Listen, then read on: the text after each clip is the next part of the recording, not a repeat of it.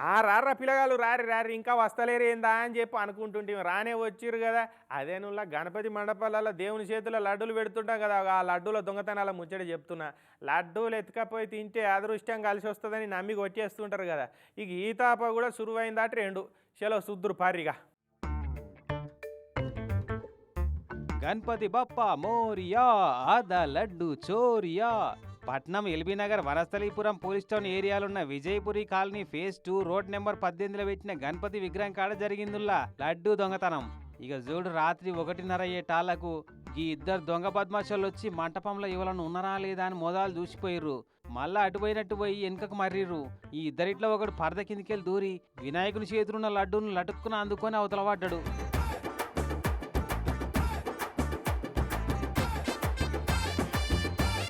ఈ వీడిట్లా బయటికి వచ్చి ఉరకంగానే వీనెనక బయట నిలబడ్డ ఇంకో దొంగ బద్మాషోడు కూడా ఫాలో అయ్యిండు.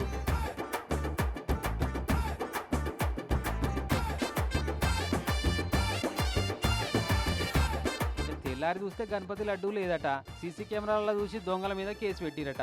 అంతే నాయ పెద్ద మనిషి. అర్ధరాత్రి టైంలో ఎవరో కుర్రోళ్ళు వచ్చి స్టేజీ మీద కట్టెను ప్యాకెత్తుకుని దూరి లడ్డూ పట్టిపోయారు, డబ్బులు పట్టిపోయారు. ఎంతో పవిత్రంగా పూజ చేసిన దానికి వాళ్ళు ఇలా చేయటం మాకు చాలా బాధగా ఉంది. ఇక వనస్థలీపురం కాడ అట్లయితే ఇక ఇజ్జుడు మా గణపయ్య పూజలు పెట్టే లడ్డులను ఊకి ఈ మనుషులే తింటారా, మేమెందుకు తినొద్దా అనుకుందేమో. గణపతి విగ్రహం కిందికెళ్ళి మెల్లగా వచ్చి కొబ్బరి పచ్చల పెట్టిన లడ్డూని ఎట్లా తింటుందో చూడు.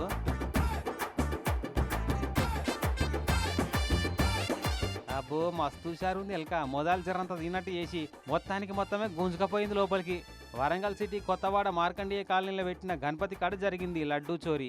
దేవుని చేతిలో పెట్టిన లడ్డూ కాదు గాని భక్తులు నైవేద్యాలు పెట్టే ప్రసాదం లడ్డూని ఇట్లా వంటపోయింది వినాయకుని వాహనం. 3 రోజుల సంది మంచిగా ప్రసాదాలకు అలవాటైనాయట ఇక్కడ ముసికాలు. ఇంకేందిగా నవరాత్రులు నవ పగళ్ళు అన్ని ఇష్టమైన ప్రసాదాలు నైవేద్యాలతోటి కమ్మటి పండుగే పండుగ అవుతుంది కావచ్చు ఇటుకి.